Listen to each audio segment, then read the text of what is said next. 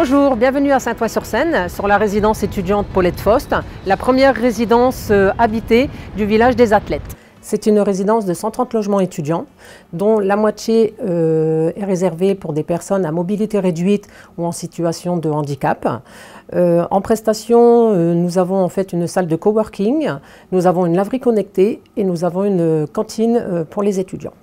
Je suis l'interlocuteur principal, ce qui rassure les étudiants et qui rassure aussi leurs parents qui peuvent être parfois très loin. Notre chambre, c'est un studio de 20 mètres carrés qui est tout équipé donc avec une petite cuisine. On a beaucoup de rangements aussi, je trouve. Dans ma chambre, il y a une grande penderie aussi, ça c'est bien.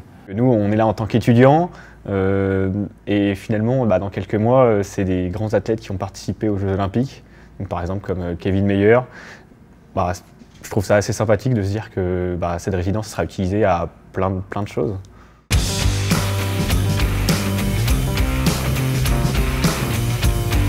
Alors le village des athlètes, c'est une opération de 52 hectares à cheval sur 3 communes, Saint-Denis, Saint-Ouen-sur-Seine et l'île Saint-Denis. C'est une opération qu'on conduit depuis le début de l'année 2018 à la Solidéo, qu'on livrera le 31 décembre 2023 avec réserve et le 29 février 2024 sans réserve, et avec l'objectif de permettre l'hébergement pendant le temps des Jeux Olympiques et Paralympiques de 14 250 athlètes et accompagnants. Cette résidence, effectivement, elle est dans sa première vie, puisque d'ores et déjà, elle est occupée par des étudiants, quasiment pleine aujourd'hui. Elle a été livrée il y a quelques semaines à peine. Et donc, ces étudiants vont pouvoir bénéficier complètement de la vie étudiante. Et puis, à la fin de l'année, ils devront laisser place pour que le village s'installe. Il y a près de 200 athlètes qui viendront, des athlètes aussi bien valides qu'ensuite des athlètes potentiellement en situation de handicap, puisque cette résidence est totalement accessible aux personnes en situation de handicap, avec notamment des douches et des salles de bain complètement adaptées à ces situations. 3 axes ont été retenus en 2018. C'est d'abord le chemin vers la neutralité carbone, avec une facture carbone quasiment divisée par 2 sur le village olympique et paralympique.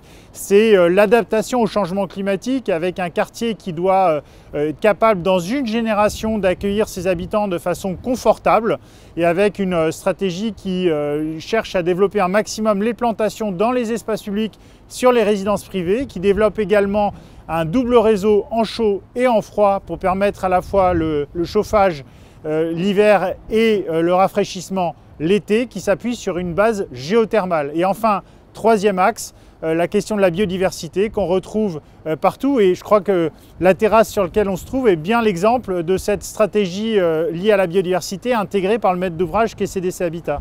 Oui, en effet, pour nous, c'est un véritable laboratoire que cette opération, parce qu'elle nous amène à concevoir nos produits de manière extrêmement imbriquée avec l'aménageur, parce qu'on voit qu'on ne peut pas penser la ville de demain uniquement à l'échelle de bâtiments. Elle se pense à une échelle globale, et en permanence, ce qui se passe en dehors de bâtiments interfère avec ce qui se passe dans les bâtiments. Et si nous voulons atteindre cette excellence environnementale que tout le monde souhaite, cette inclusion sociale, cette accessibilité universelle, nous devons la penser à toutes les échelles, et pour ça nous devons travailler depuis le début jusqu'à l'héritage, main dans la main avec l'aménageur qui est la Solidéo.